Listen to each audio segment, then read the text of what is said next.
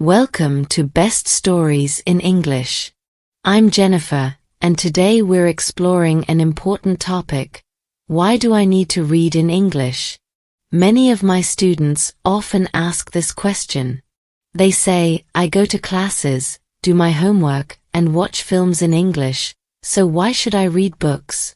Today, I'll explain why reading is actually one of the best ways to improve your English skills. The importance of reading.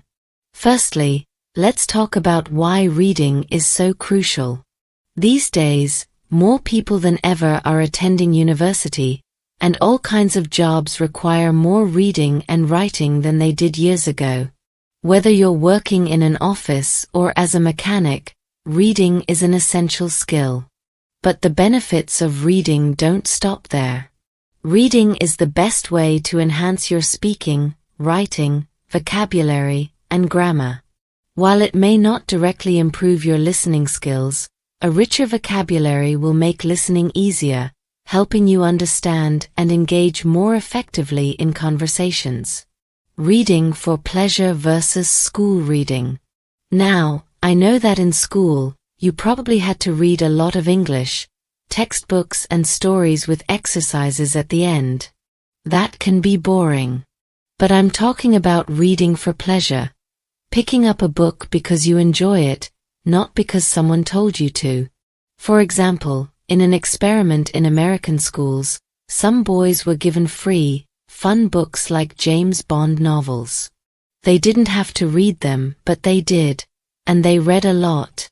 Over time, these students improved in reading and writing, and they even started enjoying school more.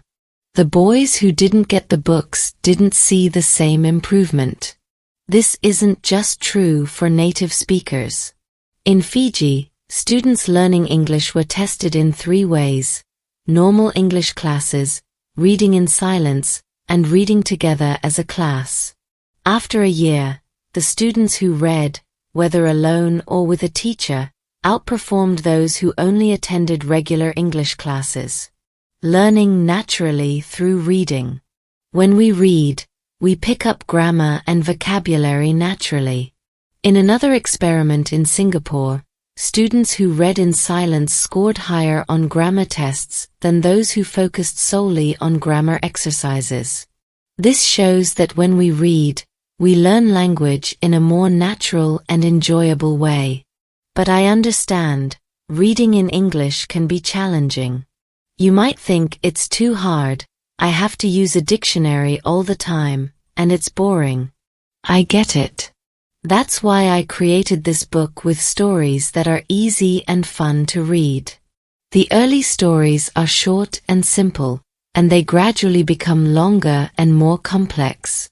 By the time you finish, you'll think, wow, I did it. My personal experiment. I want to share a personal story. In 2017, I decided to learn Spanish. I had taken normal classes, but I didn't make much progress.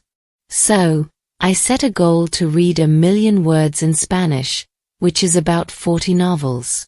I started with easy books, then moved on to books I knew in English, like Harry Potter and Game of Thrones. Finally, I read new books in Spanish by Latin American authors like Isabel Allende and Jorge Luis Borges. After reading 1,000,000 words, I reached an intermediate level. I could understand almost everything I read and could have conversations with native speakers. Most of my learning came from reading, not speaking, and I learned more in 1 year than many students learn in 2. Making reading fun. If you're thinking, I don't believe this, or I'm going to read for hours every day, remember one crucial thing. You must read books that are easy and enjoyable. If a book is too difficult or boring, put it down and find another one.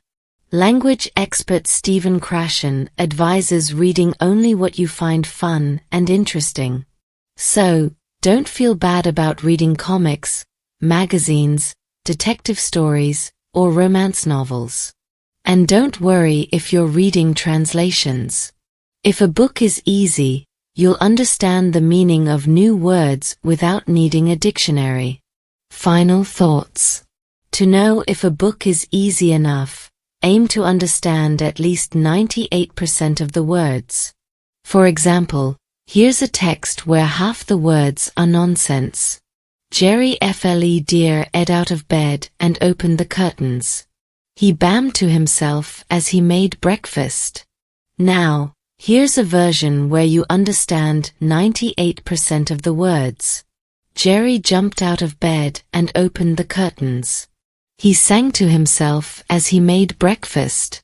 Which version was more enjoyable? That's the power of reading for pleasure. You understand enough to follow the story without needing a dictionary constantly. So, if you find a book too hard, switch to something easier. If it's boring, find something more fun.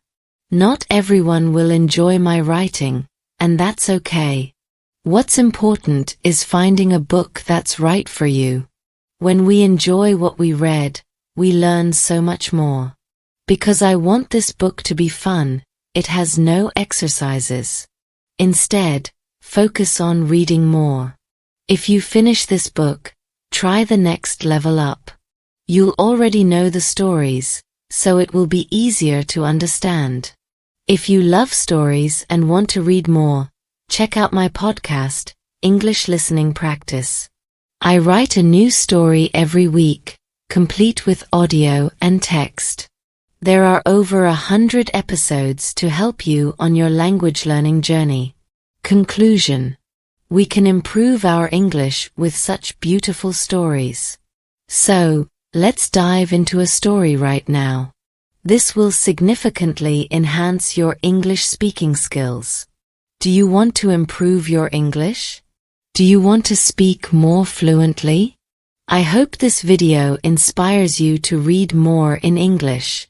Please like, share, subscribe, and hit the bell icon to get notifications of our new videos.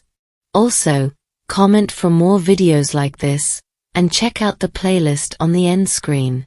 Thanks for watching.